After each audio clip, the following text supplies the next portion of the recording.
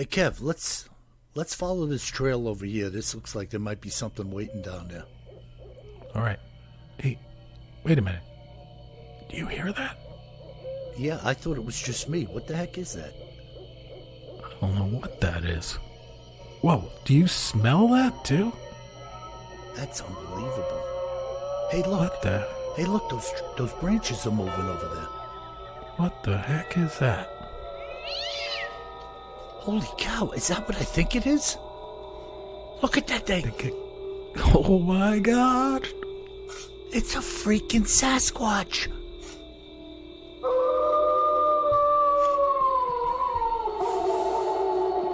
Welcome to the Bigfoot Terror in the Woods Sightings and Encounters podcast. I'm your host, W.J. Sheehan. Hello, everybody, and thank you once again for spending some time with my brother and I. My name is W.J. Sheehan, author of the series Bigfoot Terror in the Woods, Sightings and Encounters, 9 volumes of which are available at Amazon in ebook and paperback, and at Audible, volumes 1 through 8, in audio format. Also, Amazon and iTunes carry them as well. And do not forget about my latest book, UFO, Sightings and Encounters, Volume 1, by W.J. Sheehan. If you don't buy that, you're missing out. Over 50 events, sightings, encounters, whatever you want to call them, cattle mutilations, you name it, it's in there. And I'm telling you, some really freaky, deaky stuff going on out there. Hopefully a couple of abductions, too. Yeah, well, there actually are a couple of abductions. Sorry, I had to jump in. Folks, my brother KJ has just dive bombed. You got me all riled up. Yeah, I'm telling you, man, you know, just like people are hearing it around the globe and many people are experiencing this, there is some high strangeness going on out there, and we're only touching the tip of the iceberg. And I have over 50 accounts in Volume 1, and several of them are my own. So you're going to read some of what I've been talking about mildly over the course of this podcast of ours. Nice. Very interesting indeed, Kev. Well, by the way, I got my desk rotated 90 degrees now, folks, in my studio here, and I'm looking out into the darkness of my backyard. So if some pointy ears and red eyes are looking in at me, I'll be able to grab a shot of Dog Man. And if he continues to look, I may grab a different kind of shot of Dog Man. Yeah. Bada bing, bada boom. Exactly. So how's it going up there, Bill, in New York? Yeah, Long Island. There you go.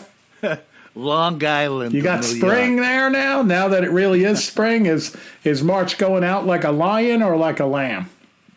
Yeah, well, I had spring last night. I think it was 10 degrees and blowing 30.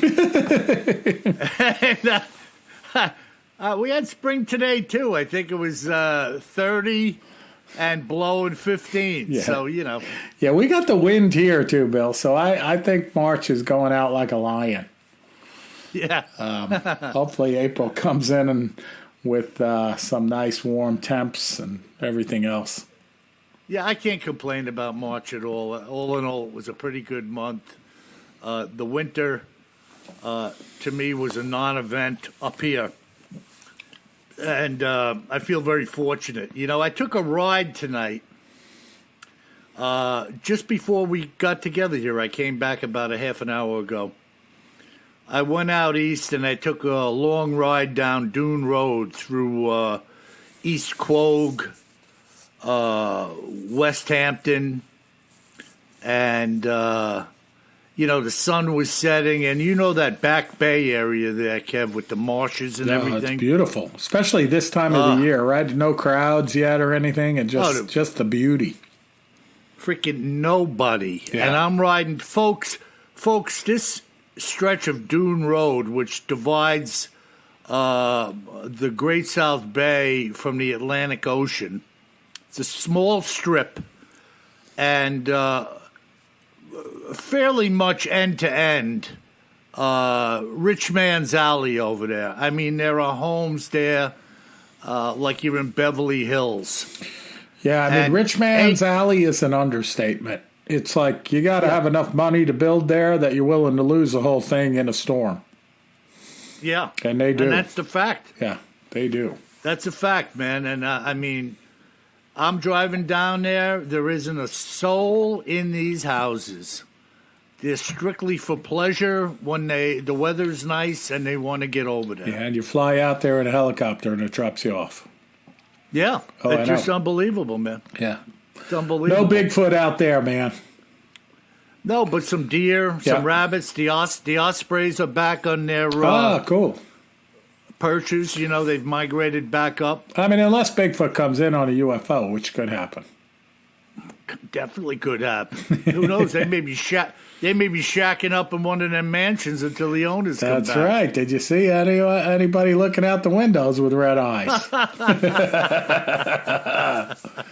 Could be a nice, cool place to hang out for a while. Yeah, good digs. And they got deer over there, so they can hunt in the dunes and then come home and eat. Come home, fire up the grill, go for a little swim. Take the Porsche out for a ride. Hey, maybe. It's a convertible. Well, it wasn't, but it is now. It is now. Awesome. Oh, my brother. What do we got in cryptids in the news and other oddities segment? Yeah, tonight we're going to the news. And this is a recent report from Fox 2 Now in Illinois, here in the U.S. And it's entitled, "Another Very Reliable Bigfoot Sighting Occurred Near Notable Sasquatch Hotspot." So it's got both Bigfoot and Sasquatch in the title. Yeah, they want to make sure you got what I mean, it's a little weird, about. but that's what it says. But that's okay. Okay. Yeah. So, so this report was filed by an eyewitness. So the guy who saw this, and he reported it also to BFRO, to our friends at BFRO. And Moneymaker and the gang validated the report, which is kind of cool. Okay. So he was driving along Route 78 in central Illinois. I would call it western Illinois, near the town of Chandlerville, which is northwest of Springfield, Illinois, and toward the western part of the state, out near Missouri. And we know Missouri's got Momo out there and some other critters as well. Yeah. Yeah. And this was about 10:30 at night, so good time to see a Bigfoot, right? This is recent, Kev? Yeah, January it was reported. Wow. So, okay. January of 2022. All right. So he talks, and this is the witness speaking. He says, "There was a car probably about 3/4 of a mile ahead of me, and I could see their taillights. And then between the car and him, he saw a large animal jump into the road about 40 yards ahead of his vehicle. And he said, when it hit the road, I could see very large legs spread wide in a dead run with large swinging hairy arms." Wow. Yeah. Oh, my God. Did he say anything about how fast they were traveling? Well, we're going to get to that, but just be clear, This isn't a bear, right, running like that. Yeah, yeah. The arms switched back and forth close to the ground as its body was leaning forward in this sprint. It leapt across the road in 2 jumps. So that's pretty good, right? Yeah. And when yeah. it hit the shoulder of the road, he said it looked back at me, and he said to himself out loud, freaking Bigfoot. Wow. Yeah. Yeah. I mean, it hits you immediately what it is you're looking at. Yeah, he wasn't thinking squirrel, possum, bear. He was thinking Bigfoot, just to be clear. Yeah. Oh, yeah. And then he said, go ahead. I was just going to say, Kev, you can see that happening to yourself. There's no misidentification. 100%. I mean, I'm hoping it happens one of these days, especially in that kind of a setting. You're cruising along and you're like, holy crap, freaking Bigfoot. Yeah. Right? And no second guessing yourself. You're a man, a woman. Maybe you've heard about it. Maybe you haven't. I don't think anybody would see that and say anything else other than Bigfoot. No, I agree. I mean, he's seeing it very clearly coming across the middle of the road, in his headlights. 40 yards is not that far when you're cruising down this road, right? Yeah. So he says it's about 2 seconds before it vanished into the darkness completely, but he could see it clearly. He said it was very large, and even though it was hunched over, nearly horizontal, it still was close to being wider than my car and nearly to the top of my windshield. Wow. It blocked out the lights of the car ahead, and it had shiny black hair. Wow. He said, I could not see eyes or mouth, but saw its head turn towards me before it jumped into the dark field. Incredible. Kev, it just makes me think, I know there's still a lot of older cars on the road now, but I just came home in my Crosstrek. Yep. The lights on that thing, I mean, when I turn the high beams on, I can see the grain and the bark on a tree 150 feet ahead of me. Yeah. I mean, it's those lights modern are cars, really... modern cars, the last 5 or 6 years have amazing headlights. Sure. I mean, you could see the stones in the pavement. I mean, my F-150, I think I could X-ray a squirrel with it.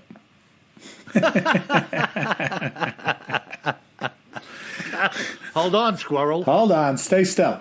I got to get a good image. But you asked me how fast it was moving. So we covered that a little bit. But the eyewitness also stated that the monster was moving nearly as fast as a white-tailed deer sprinting across the road. So that's pretty fast. Yeah. For a big hulk of a beast. Yeah, well, they, well, go ahead. I was going to interrupt you with a totally different subject, of course, related to Bigfoot, but I don't want to knock you down when That's okay. We're in full stride like a white-tailed deer over here. Yeah. Well, you know what I was thinking of when you said that, and we could talk about the latest episode and a little bit of Expedition Bigfoot. Oh, yeah, we're going to talk about that. Yeah. You remember last year when the guy who kind of heads up the show went down that street where they said a lot of Bigfoot is seen here coming across the road, and he caught that figure, I mean, boogieing across that narrow street in that one stretch in the distance. Yep. And I looked at it, and I said to myself, I don't know what that is, but I know what it isn't. And it wasn't a man, because Usain Bolt ain't running across the street as fast as that thing moved over there. Yep. So if he says this thing was running like a white-tailed deer, he's really just describing something going very quickly across the street. Yep. So this gentleman, after he talks about how fast it was going and compares it to a white-tailed deer, he says, after speaking to his coworkers about the encounter, so first off, hats off to you for actually coming forward and talking to your coworkers about it. They informed him that hunters, fishermen, and barge operators on the river there have had multiple sightings right there in that area. And the locals say a clan of Bigfoot live there, and they're not threatening to humans. Well, so they think. Well, yeah. until they're upset with the humans. Right. So then I mentioned BFRO was involved. So BFRO investigator Matthew Moneymaker followed up with the witness to determine the validity of his sighting. And this is Matthew Moneymaker. He says, "This is a very reliable sighting. I spoke extensively with the witness by phone. And the witness's name is Patrick Garver. He's 59 years old, has been a design engineer for the past 38 years, designing parts for custom welding machines. He's married and he has 2 kids in college. He says he's not particularly interested in the Bigfoot subject, but he recognized what he was seeing." Yeah. Yeah, he was driving 70 miles an hour. If there's any law enforcement out there and that's over the speed limit, don't come after him. This is, as reported, now third hand, so he can't be arrested for that, I don't think. And didn't slow down much until he reached the next town. He kept going, then stopped in Havana, which is the next town in Illinois, to text his wife and kids to say he had seen a Bigfoot cross the highway. Wow. Yeah. Yeah, just wanted to get it out there right away. Like, I got to tell somebody. Well, yeah, I mean, it's kind of cool, right? But again, we've talked about this a lot, Bill. The guy's 59 years old. Not that that's old, right? We know that area of age. And, but, you're at the point where you're like, you're not that concerned what people think if you really saw a Bigfoot, Right. I mean, that's important. It's not like he's 23 years old and, trying to get promoted into local law enforcement or something. It's like, whatever. Yeah. I saw a Bigfoot. Or to become a pilot for a major airline. Yeah, absolutely. So what's also interesting, and Moneymaker points this out, so this sighting was in a county there called Cass County, which is where Chandlerville is, and it's the first recorded sighting in Cass County, but the 2 adjoining counties have 13 and 12 reports of people seeing Bigfoot.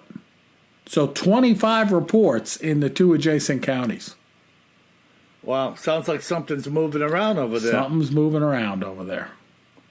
Or the same bear, or the same guy in a costume running around all over the place. Could be, Bill. Could be. In fairness, as fast as a deer. As fast as a deer can sprint. Somebody with nothing better to do at 10:30 at night than run across the road in a Bigfoot suit. Yeah, and maybe get hit by a car. Well, yeah, or get hit by some lead. Yeah, I hope I don't trip in this suit.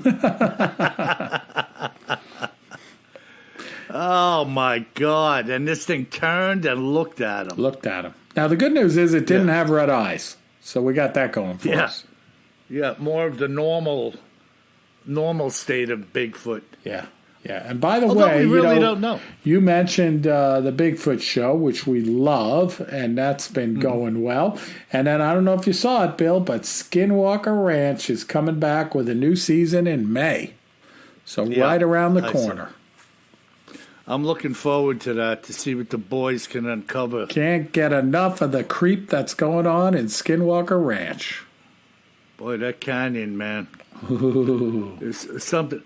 It's like the guy who bought the Blind Frog Ranch said. Oh, it's right down the road from Skinwalker. Yep, right down the road. And, in the beginning of his show, which season ended this year, he says something like, there are places on Earth where things just aren't right, and this is one of them.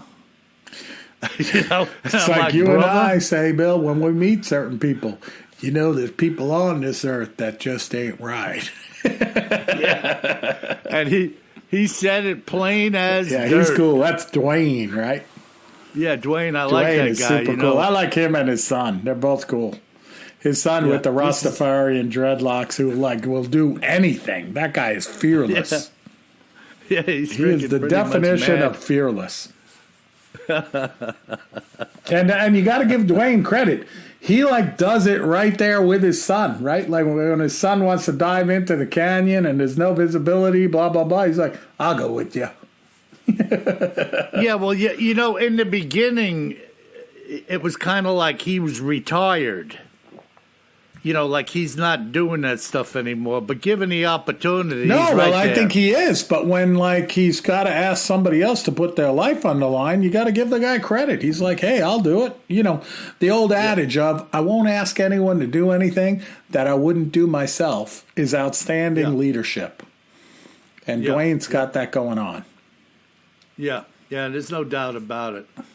I just like him because he's kind of soft-spoken about what he does. He's low-key. Like, you can't upset that guy. Like, even when the guys distract him, with those trucks in maybe the third-to-last episode, and then meanwhile the other guys are breaking into the cabin, right? He's like, those rascals were distracting us while I broke into my cabin, Yeah, they gotta come around to realize, at least by now, that anytime anything happens, it is a fake. Yeah, it's designed to right. It's distract by design. them. Absolutely. So they got to get wise to that and just stand their ground. Yep.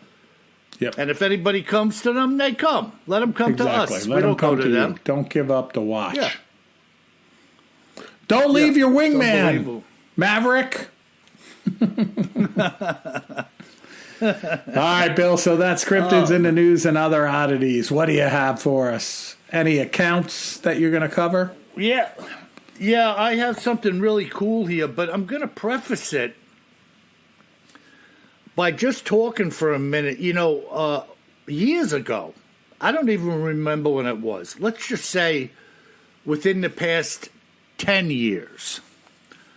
I remember seeing a show or two about the wild hogs, taking over areas of the Southland and Midwest, and I was like, "What?"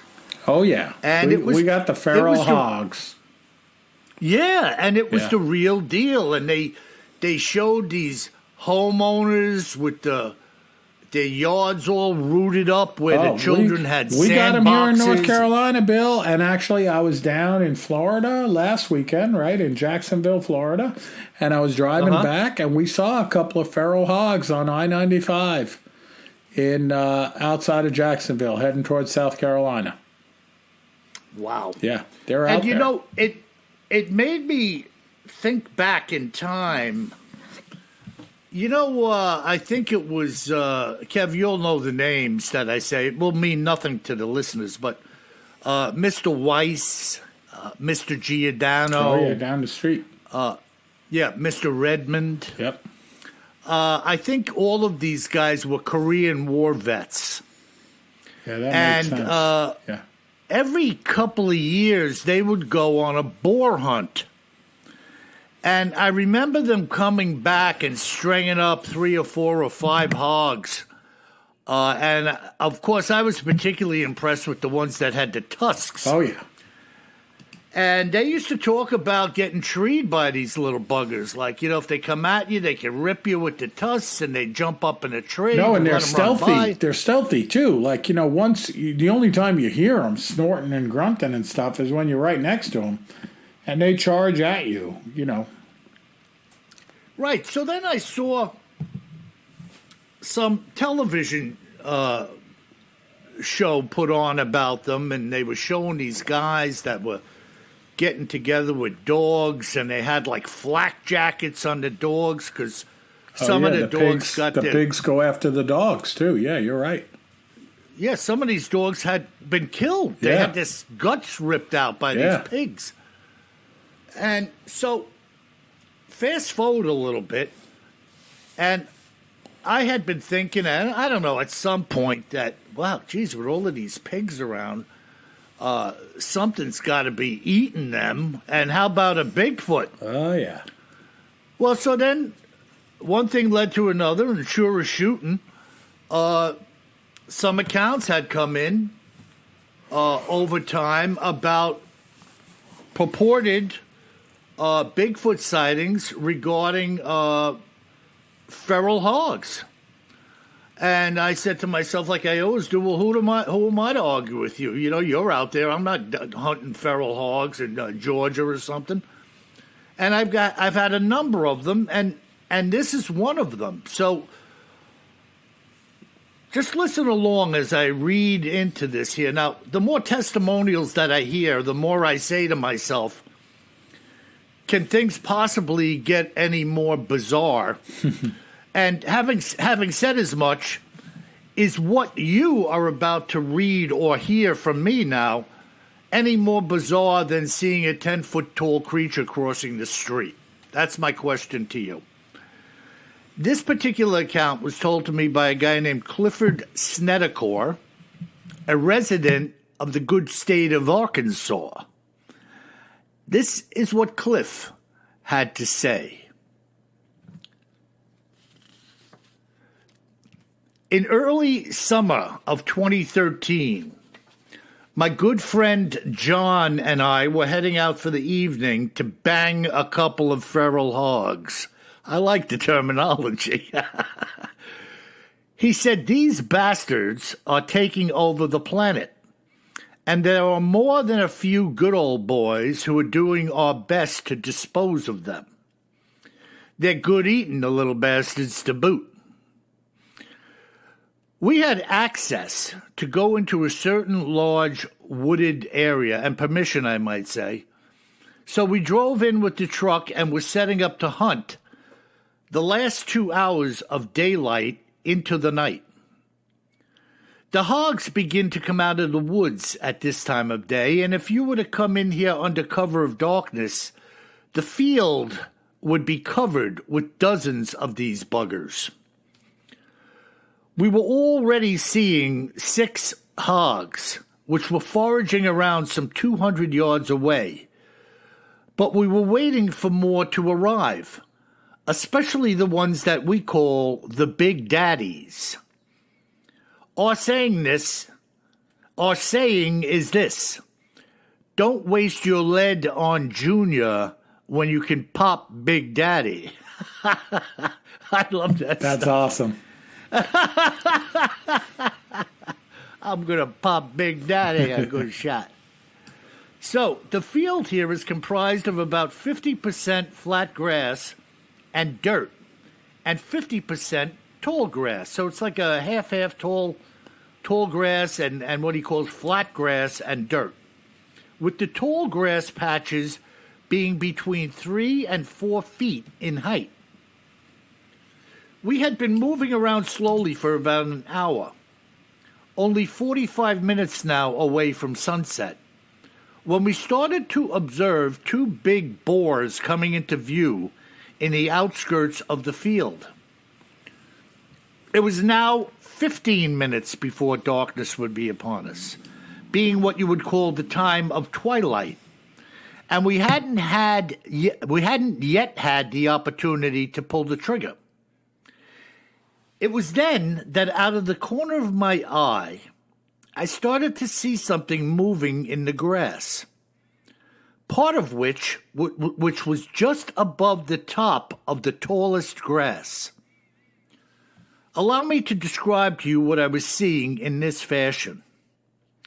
From my perspective, it looked like the profile of a World War II Army helmet, just at the height of the tallest grass, moving along sporadically and heading in the direction of the main body of hogs. So he's seeing this, what he describes as an army helmet, moving above the grass sporadically, going towards these hogs that they're seeing in the distance. It would move and then pause, move and then pause again. It kept doing this as it was covering perhaps a 75-yard patch of this tall grass.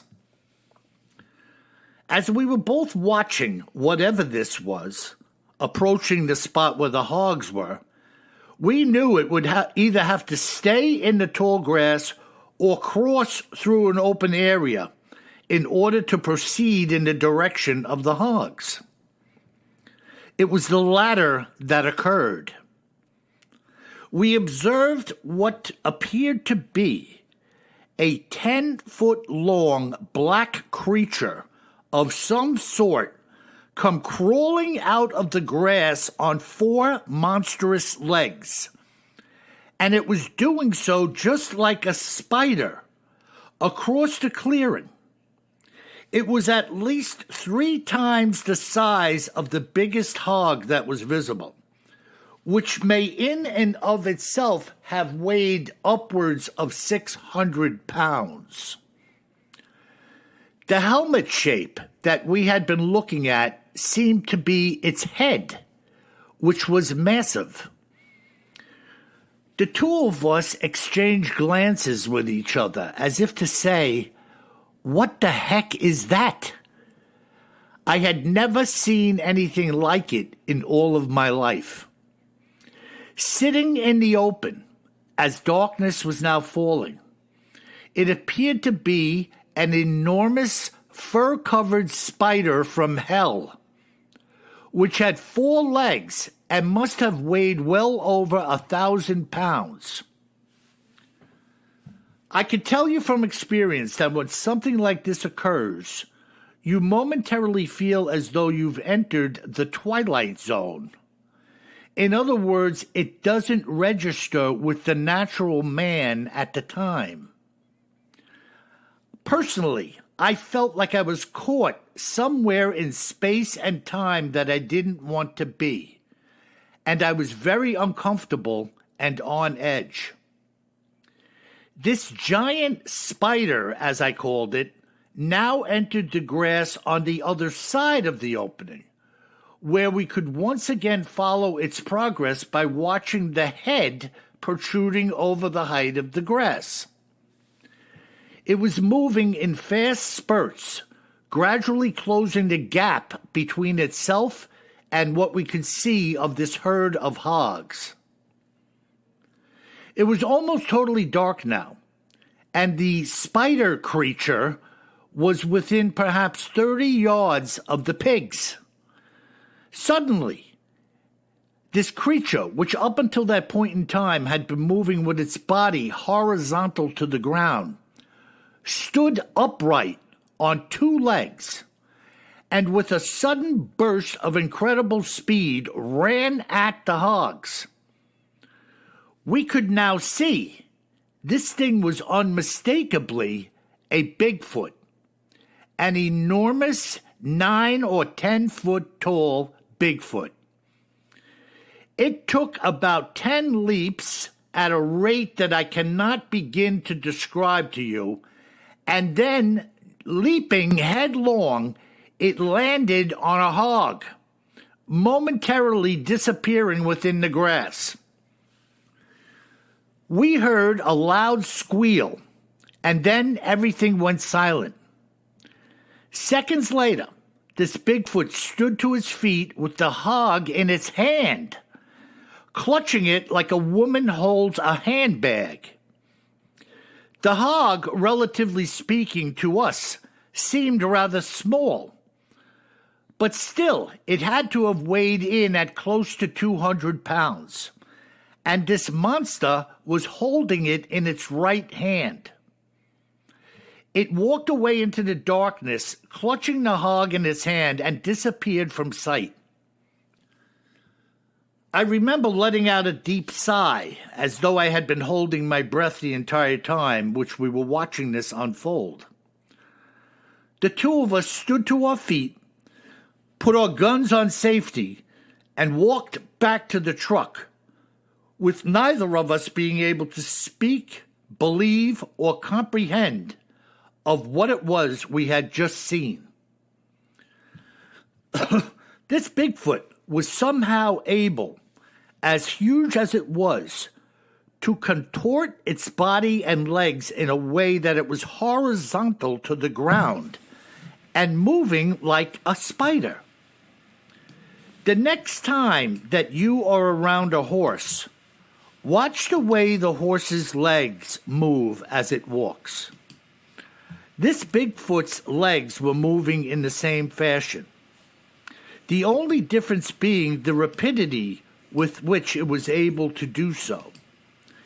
It moved with such speed that to the naked eye it was hard to follow its movements. Neither of us had ever seen a Bigfoot before this day or after. We had heard about others seeing them, people who were quite sincere, in fact, giving their testimonials about what they had seen. But this day was a game changer. It also shed some light on our finding hogs torn apart occasionally and eaten when we were hunting. We had always wondered what exactly had killed them, but now we both knew. This creature must have committed itself to this spider-like crawl as it left the cover of the trees, and it stayed in this posture to stalk the hogs until it was close enough to leap and run in for the kill. It was absolutely beyond belief. What do you think of that, Kev? Whoa, new meaning to Along Came the Spider. Yeah. And picked up the hog like a purse. You know, how... It is incredible. Oh, and, man. And I got to thinking about this when I was looking back at the Patty film. And, you know, we may have talked about this before, but the Bigfoot in the Patty film kind of looks a little knock-kneed to me. You know what I'm saying? Yep. And I wondered, after hearing this account, if there isn't some type of double-jointed thing going on with the legs on these things, that these guys could call it a spider. Mm.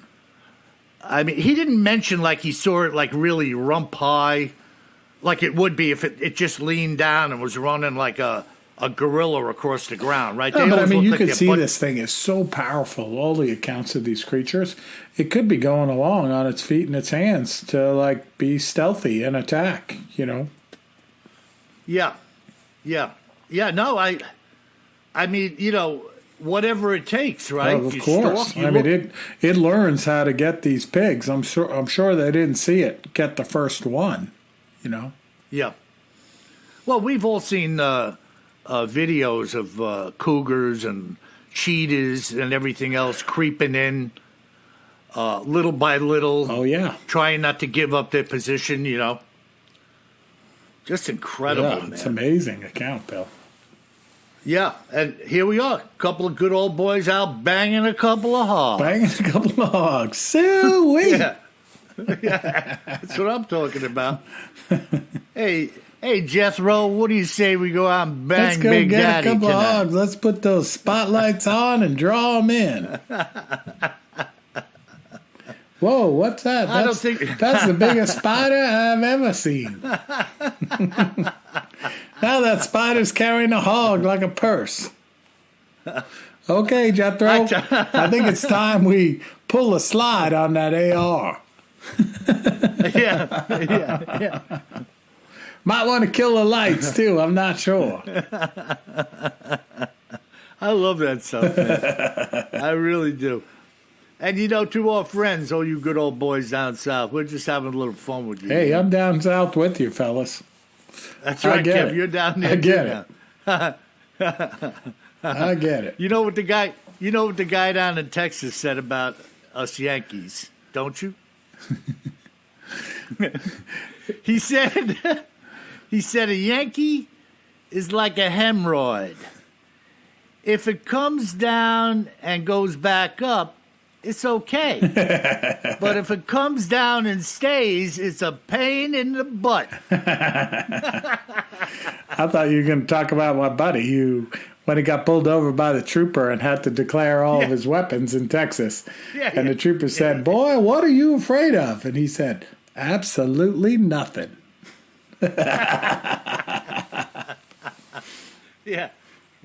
Yeah, check this out. Bing, bing, bing, bing, bing. Ain't afraid of nothing, sir. Ain't afraid of nothing. I love that stuff, man. And I won't be bothering you for help. By the way, if you need me, I'll be up the road a piece. Exactly, if you need a backup. If you need backup, just holler. Awesome. Yes, I bet. from Arkansas, man. Yeah, what a great account. Yeah, and I guess the Arkansas Razorbacks got their name from probably some pigs or hogs in the area that they call the Razorbacks, Yeah, definitely right? some fierce hogs for sure. Yeah. So I don't know. Do you think like those hogs got out of control, or are these some other? I have no hogs? idea, but I mean, it's just these pigs have gone feral, basically. You know, they get out and they get into the wild. They don't have a predator other than the spider-like Bigfoot. You know, Yeah. I mean, we don't have a lot of wolves and stuff like that. The wolves are making a comeback, but you know, I don't know if coyotes hunt wild hogs or not. Probably not. Well, no, they claim these hogs too multiply like rabbits. Okay, there you go. Yeah, so if there was 100,000 last year, there's like 500,000 next year. There you go. And do the math. You know, if 100 can become 500, then 500 can become 5,000. You know what I mean, and so forth and so on. Yeah. But yeah, they're dangerous. Dangerous. No, man. I've heard. They can I've kill definitely people. heard that. Where by the time you know they're there, and you can't see them, you know, you're walking along, Bill. Like even where you are, you got those scrub oaks that are like 6 feet high. You can't tell if something's Yep. right next to you. You know, and all of a sudden you hear No. that snorting, and they can see you. You can't see them. Before you know it, you're being, you know, you got some pig tusks in your throat. Yeah, well, I was told that, yeah, okay, so they find these things rooting around in the ground for stuff that they eat. Yeah. But I was told that some of these things will eat flesh. Oh yeah, I don't know, but they're definitely aggressive. I know that. You should be afraid Yeah. of them. Yeah. And if any of our listeners can really report more to us about hogs, I know you're out there, and I've spoken to some of you before, but so much stuff is going through my mind. Sometimes I need a refresher. So if you got any information on the feral hogs or even all the Bigfoot reports, contact us at BigfootTerrorInTheWoods.com and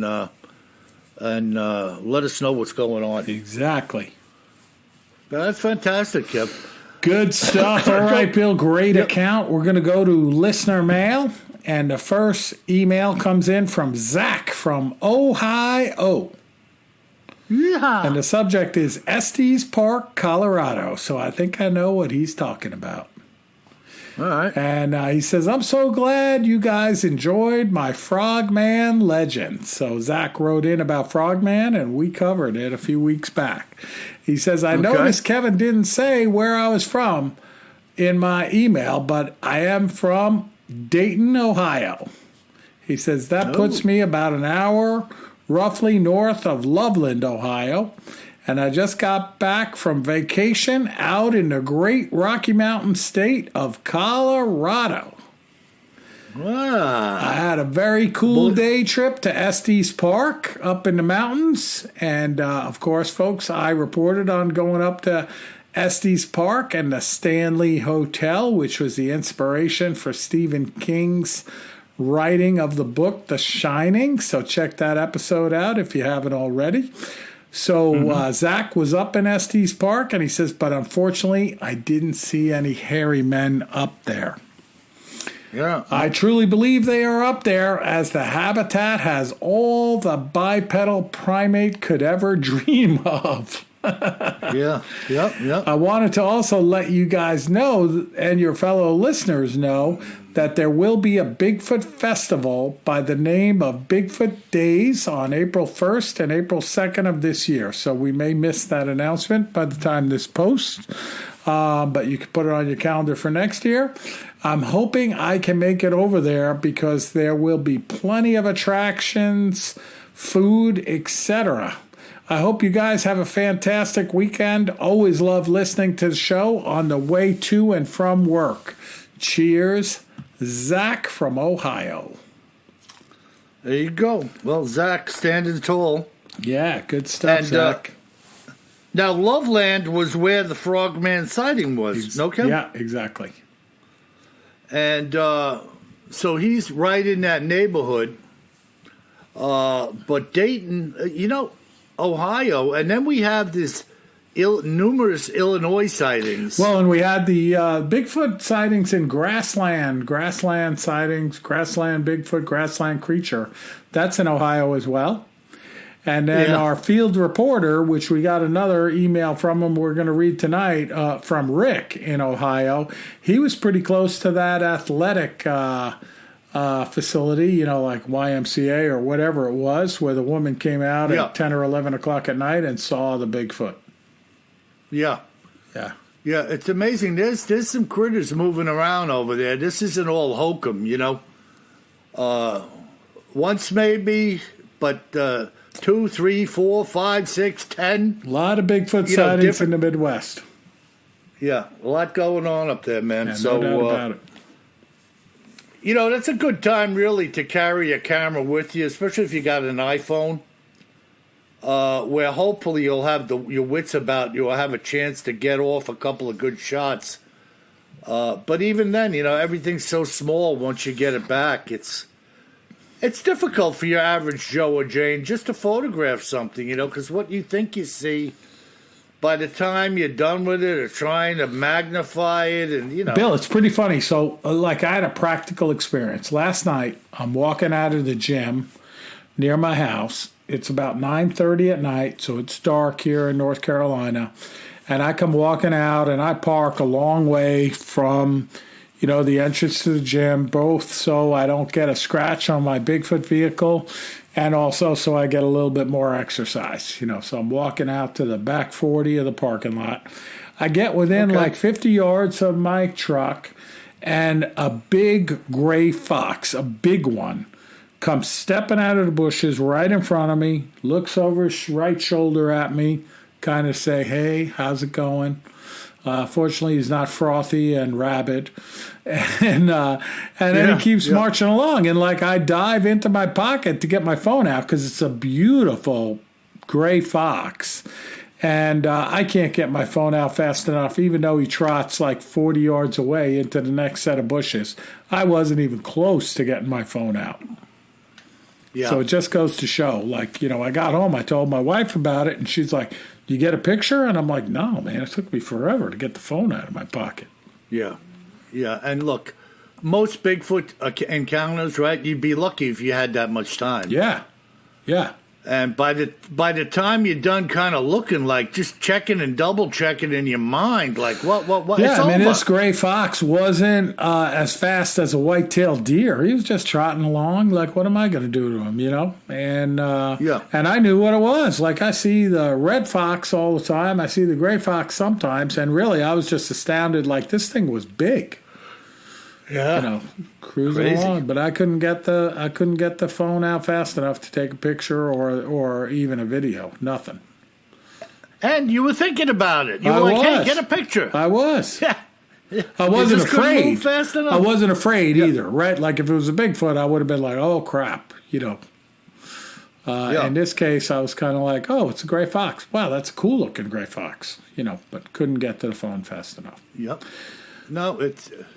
And people who don't find themselves in that situation or experiment with it, it's just not as easy as everybody thinks it is. No way. Yeah. And every individual is just that, an individual. Yeah. You just don't know how you're going to react. Yeah. Maybe your adrenaline suddenly jumps off the charts and you start shaking. Who knows what's going to happen to you? You can't plan for that. 100%, yeah. Wow. Well, all right. So our next one comes in. This one's timely. It's related to our last podcast, I think, Bill.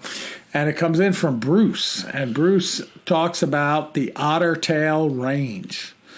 And Bruce is saying that is a mountain range in Canada west of Banff National Park in British Columbia. Pretty sure you probably had somebody already tell you, but no, Bruce, you're the first one we're talking about that told us. So we appreciate it, Bruce. Keep us informed when you're out in that area of the country. Tell us where it is, especially if you've been there. And Bruce ends his note by saying, "Take care, gentlemen. We always enjoy the shows." So thank you, Bruce. Yeah, interesting. Yeah. And I've got at least one other, maybe two accounts. One that I know of in Banff, if it's Banff or Banff, however you... Banff. And, there's some big critters up there, man.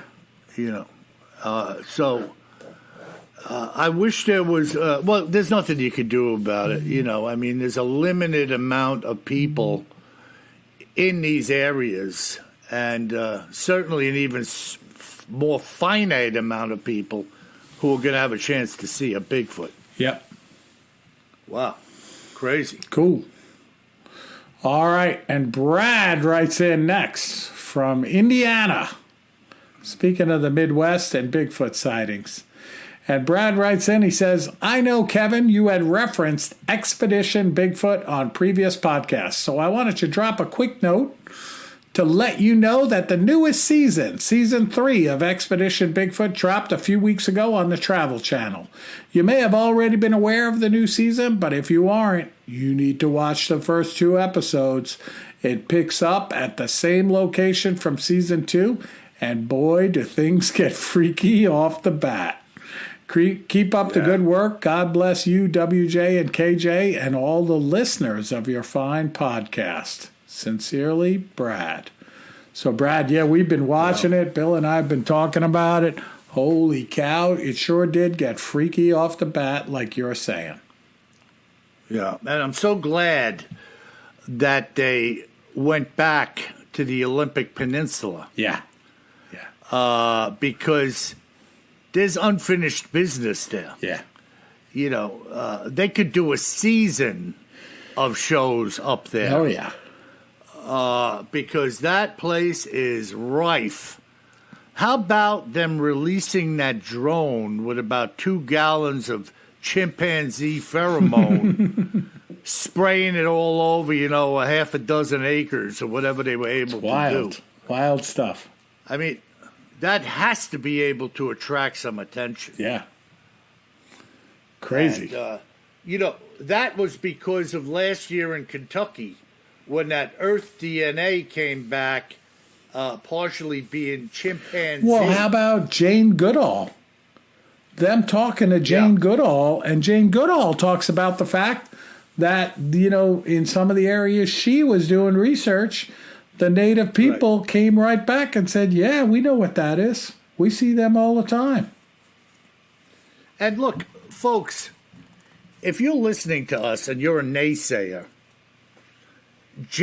for Jane Goodall to say that it was good enough for her to hear from a couple of honest native people in different areas tell her what they saw, why is it not good enough for us here in the States to have Bill Sheehan, if he saw one, or KJ Sheehan, or Bruce, or anybody else tell them what they saw? Why are we so